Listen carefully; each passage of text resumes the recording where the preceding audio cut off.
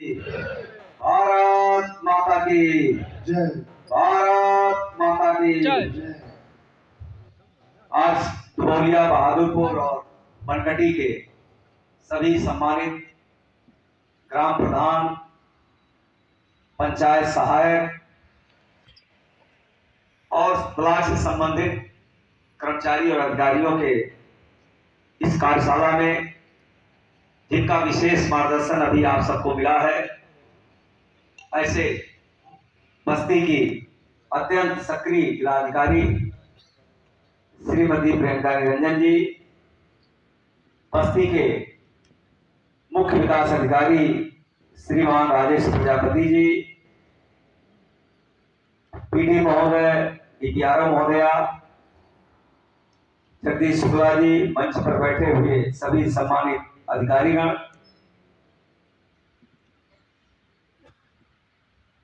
यहाँ उपस्थित सभी सम्मानित भाइयों बहनों, पत्रकार भाई,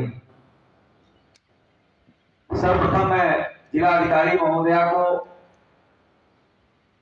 और जिले के संबंधित सभी अधिकारियों को इस बात के लिए आभार व्यक्त करता हूं कि आज बस्ती जिले के सभी ब्लॉकों के प्रधान गण, पंचायत जो भी पंचायत के अधिकारी हैं, सेक्रेटरी हैं, पंचायत सहायक हैं, उनका ये कार्यशाला 3 ब्लॉकों का लगातार 4-5 दिन चलने वाला है।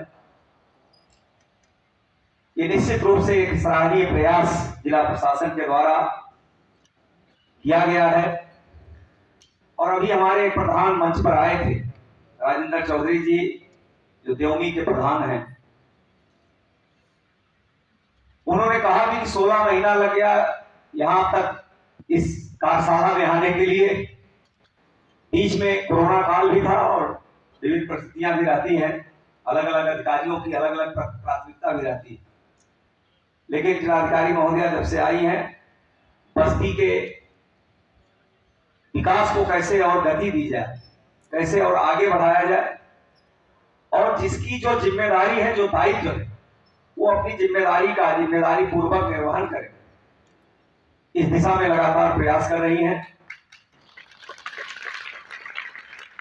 मेरे पास एक फोल्डर है, इसमें मैं जब पढ़ा तो मुझे भी आश्चर्य हुआ कि एक पंचायत सहायक के जिम्मे 207 प्रकार के काम हैं।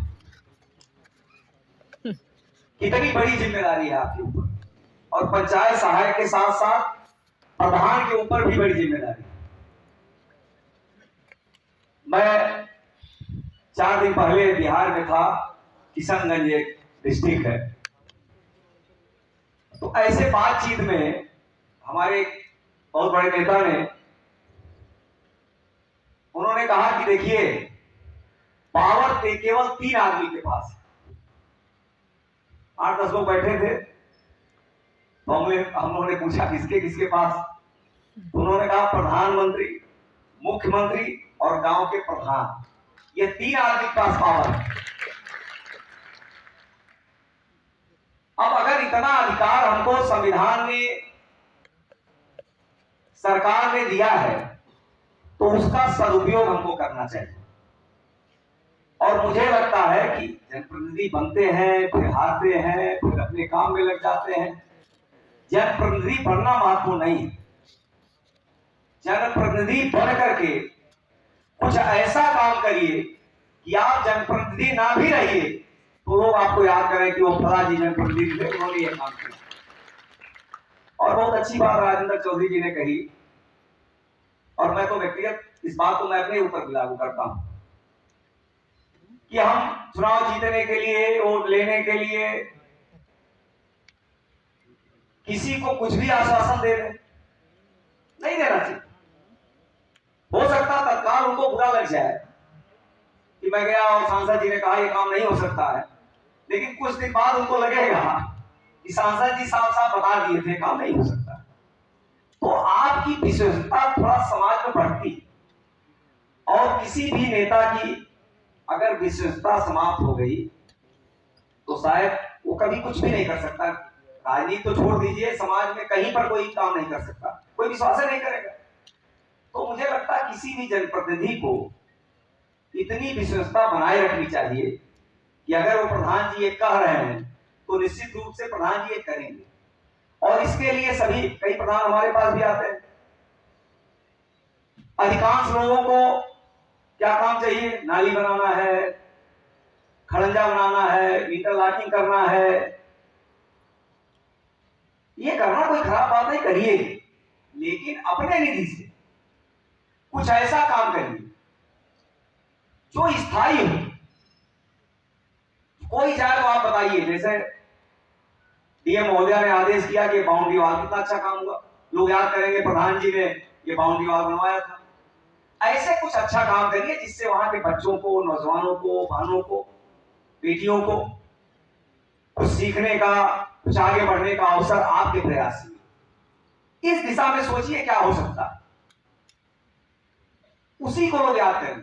मैं भी जब 2014 से 2017 तक हमारी सरकार नहीं थी, मैं एमपी हो गया, तो मैं कहीं से एक 100 मीटर भी खड़ंजा नहीं लगवा सकता था। तो अपने निधि से मैं प्रयास किया कि पूरे क्षेत्र में 100 मीटर 200 मीटर निधि लगवाया। सरकार आ गई तो मुझे ध्यान में आया कि भाई अब तो मैं जिला प्रशासन से रिक्वेस्ट करके, सरकार से भी रिक्वेस्ट करके, पीडब्ल्यूडी के माध्यम से, अलग अलग विभागों के माध्यम से हम सड़क बनवा सकते हैं। तो मैं निधि का उपयोग इन कामों में ना करूं। तो मैं 2 साल तक निधि रोके रहा। लोग कहते थे कि क्यों आप निधि खर्च नहीं कर रहे हैं। तो मेरे दिमाग में एक प्लान चल रहा था। जब मैं उस पर जिलाधिकारी उस समय थे राजशेखर जी, उनसे डिस्कस किया तो उन्होंने कहा, हरी जी बहुत अच्छा विचार है और निश्चित रूप से बस्ती में होना चाहिए। अब बस्ती के बारे में आप कल्पना करिए, 150 वर्ष पुराना जिला, 100 लोगों का एक अच्छा हाल बस्ती में नहीं था कि 100 लोग बैठ करके एसी हाल में व्यवस्थित तरीके से कार्यक्रम कर सकें। कोई रहा हो बताइए, व्यवस्थित कुर्सी मंगाना अलग से, पंखा मंगाना अलग से, माइक मंगाना अलग से। तो मैं जब इस बात की चर्चा किया तो हमने कहा आप जमीन दे दीजिए, हम जमीन दे दिया।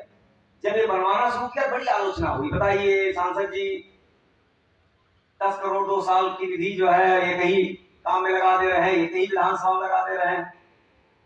तो मैं एक बार गया था प्रधानमंत्री जी के पास, तो हमने कहा कि सर गोरखपुर क्षेत्र में आपने इतना बड़ा काम किया है और हम सब आपका अभिनंदन करते हैं, कई सांसद मिलकर के गए थे। तो प्रधानमंत्री जी ने कहा कि ये काम केवल गोरखपुर के लिए मैंने नहीं किया है, ये देश की धरोहर है, देश की प्रॉपर्टी, इससे पूरे देश का लाभ होगा। जो खाद कारखाना और एम्स की बात हुई, तो उन्होंने कहा इतना छोटा आप लोगों को नहीं सोचना चाहिए। उसी प्रकार मैंने लोगों से कहा कि ये जो ऑडिटोरियम मैं बनवा रहा हूं केवल बस्ती सदर के लोग लाभ नहीं लेंगे, पूरे जिले के लोग लाभ लेंगे। आज आप लोग लाभ ले रहे नहीं ले रहे। तो नेता को किसी आलोचना से, किसी कोई आपको क्या कहेगा, इससे काम अच्छा होना चाहिए। कुछ दिन बाद वही आलोचक ही आपकी प्रशंसा करेंगे। तो मेरा सुझाव यह है कि आप लोग, सरकार इतनी प्रकार की व्यवस्था कर रही है, इतना आर्थिक प्रबंधन कर रही है, आपके पास बजट की भी कमी नहीं है, तो कुछ ऐसा काम करना चाहिए जो आपके लिए यादगार बन जाए, आज के लिए नहीं 25-50 साल के लिए। इस दिशा में प्रयास करना चाहिए। दूसरा, जो जिलाधिकारी महोदया ने बहुत अच्छी बात कही कि हम किसी को पेंशन दिलवा देंगे, ट्राईसाइकिल दिलवा देंगे, किसी का आधार कार्ड या खतौनी बनवाने में मदद कर देंगे। तो पंचायत सहायक लोगों के लिए पंचायत घर भी है, पंचायत घर में हर प्रकार की सुविधा भी उपलब्ध है। और मैंने कहा 204 प्रकार के, 207 की 207 प्रकार के काम है। उन कामों में अगर हम मदद करेंगे, कभी भी ये नहीं देखना चाहिए कि हम प्रधान बने हैं तो हमको किसने वोट दिया है, जिसने वोट दिया उसी का काम करेंगे। आप प्रधान बनने तक तो आप फला की ओर से बने, लेकिन जब आप प्रधान बन गए तो केवल उन्हीं के प्रधान नहीं, आप सबके प्रधान। तो प्रधान और राजनीति संभावनाओं का खेल है। मैं तो मेरे दरवाजे पर किस धर्म का व्यक्ति है, किस जाति का है, किस पार्टी का, ये भी मैं ध्यान देता। तमाम सभा के लोग भी आते हैं, मैं जानता भी। हमारे कुछ कार्यकर्ता धीरे कहेंगे सभा के हैं, तो मैं कहता हूँ भाई मैं एमपी तो सबका हूँ, अगर कोई सपा का भी आ गया और कह दिया सांसद जी मेरे पिताजी बीमार है 4 लाख रुपया दिलवा दीजिए, तो मैं कहूँ कि ये सपा के मैं नहीं दिलवाऊंगा। ये नहीं करना चाहिए। हम जनप्रतिनिधि हैं, हम सबके लिए, तो प्रधान भी अगर हम हैं तो हम सबके प्रधान हैं।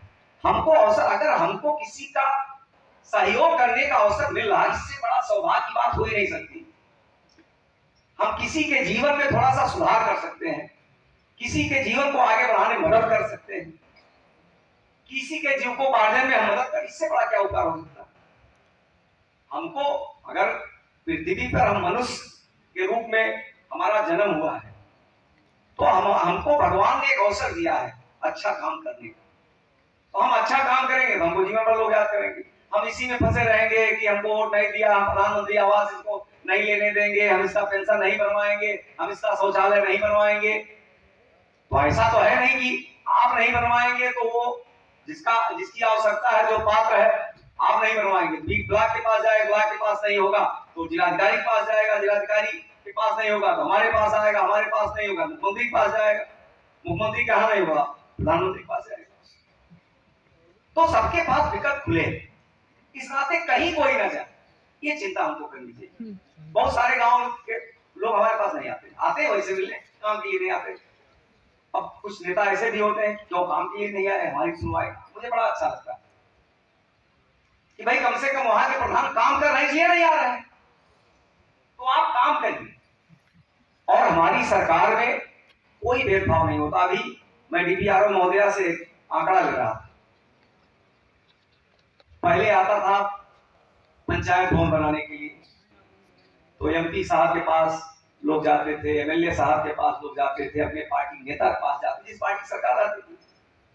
अब वो एमपी साहब एमएलए साहब अपने खास लोगों का कहते थे भैया इनका बनना चाहिए, बनता भी था। लेकिन आप कल्पना करिए जब हमारी सरकार आई तो हमारे मुख्यमंत्री जी ने ये नहीं कहा कि किसका बनेगा किसका नहीं बनेगा, उन्होंने कहा सबका बनेगा। और मैं रिकॉर्ड आपको दे रहा हूं, 17 के पहले उत्तर प्रदेश में कुल 17 के पहले आप कल्पना करिए 1947 से लेकर के 1917 के 2017 के पहले कुल 456 पंचायत भवन यहाँ पर सचिवालय बना था। हमारी सरकार आई, हमारी सरकार ने कहा कि हम 100% बनाएंगे, और कहा नहीं 758 का लक्ष्य दिया गया, जिसमें 744 पंचायत भवन बनकर के तैयार है। हमने कोई भेदभाव नहीं किया, हमने नहीं देखा कौन प्रधान हमारा है कौन पराया है, क्योंकि कोई भी आज किसी के साथ रह सकता है। हर आदमी को अच्छा काम चाहिए, अच्छा व्यक्ति चाहिए, हर आदमी